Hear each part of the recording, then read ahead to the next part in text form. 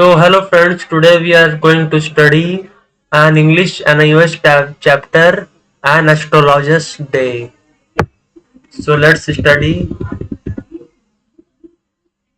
The short summary of the story is the short story An Astrologer's Day has been written by the renowned Indian writer R.K. Narayan. R.K. Narayan literally prowess has positioned him in the league of Dickens, Chequers and Faulkner and Flannery O'Connor, among others. An Astrologer's Day is a thriller. It is a suspense story which describes a life of fake astrologer. This story deals with various themes related to human nature such as hypocrisy, selfishness, shadowness, and revengefulness.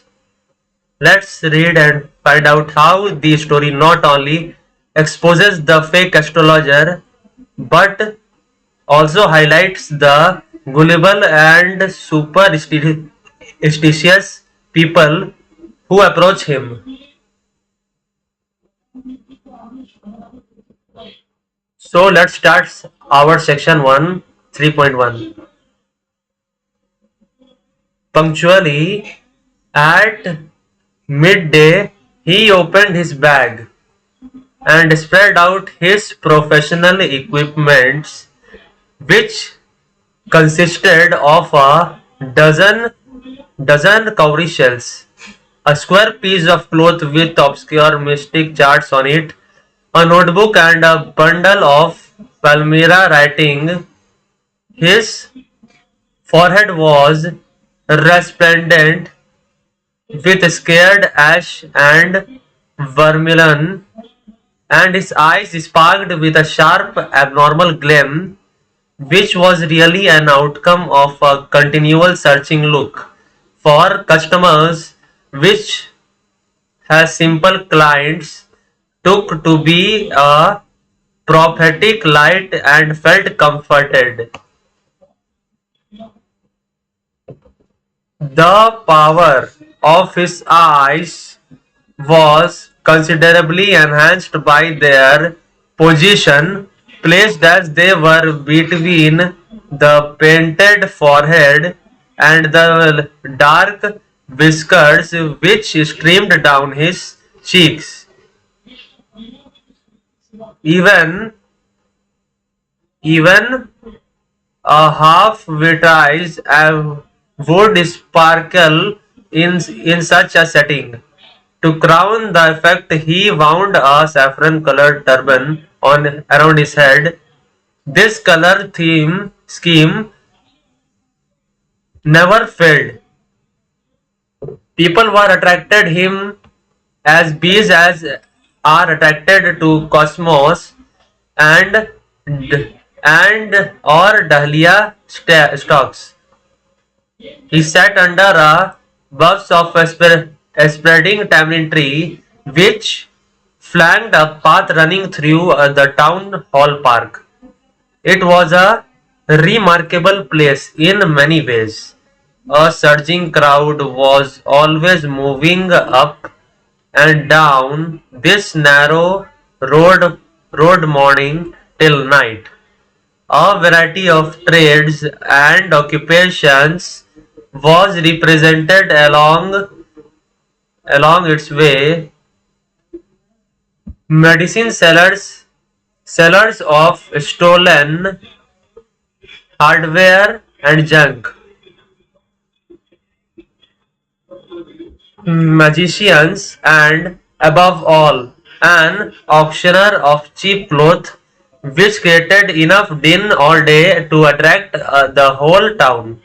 Next to him, in vociferousness, came a vendor of fried groundnut who gave his ware a fancy name each day, calling it Bombay ice cream one day, and on the next Delhi almond, and on the third Raja's delicacy, and so on and so forth, and people flocked to him.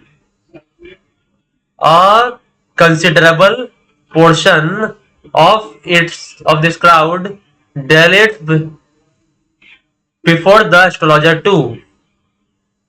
The astrologer translated his business by the light of a flare which crackled and smoked up above the groundnut heap nearby.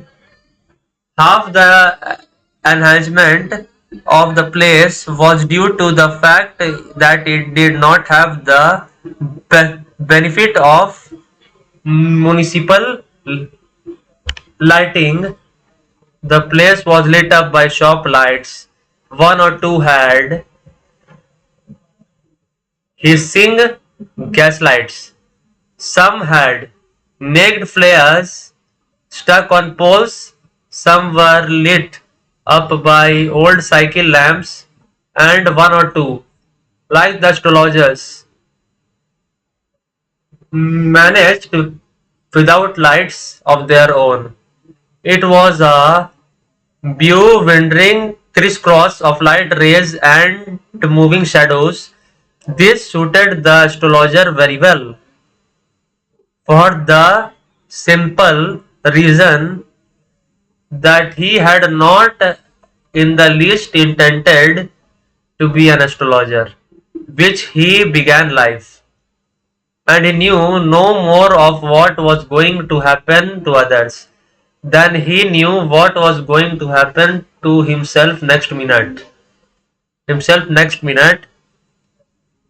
He was as much a stranger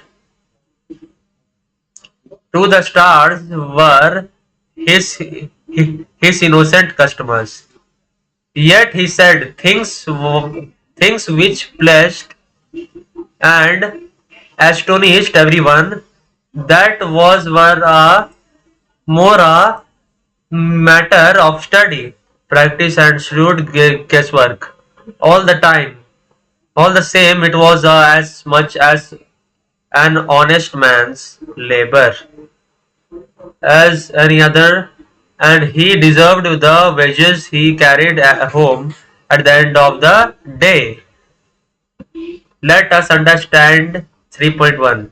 At midday, an astrologer opened his backpack and took out his professional gear, which included cowrie shells, clothes with mystic charts, a notebook with Palmyra writing.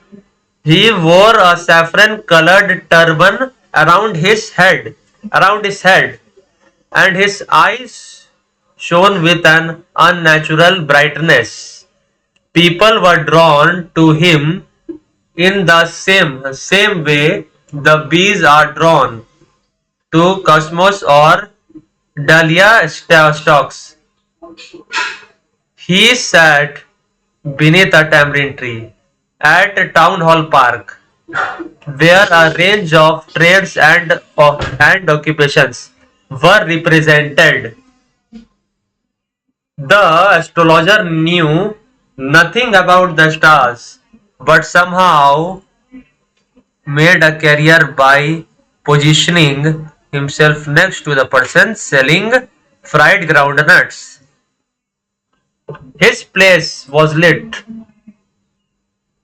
His place was lit by adjacent shop lights, gas lights, naked flares, antique cycle lamps, and their own lights. Without their own lights. He was a hard worker who deserved the money he brought home at the end of the day. Okay, so the chapter has been ended, students. See you the next video. See you the next video, student. Okay.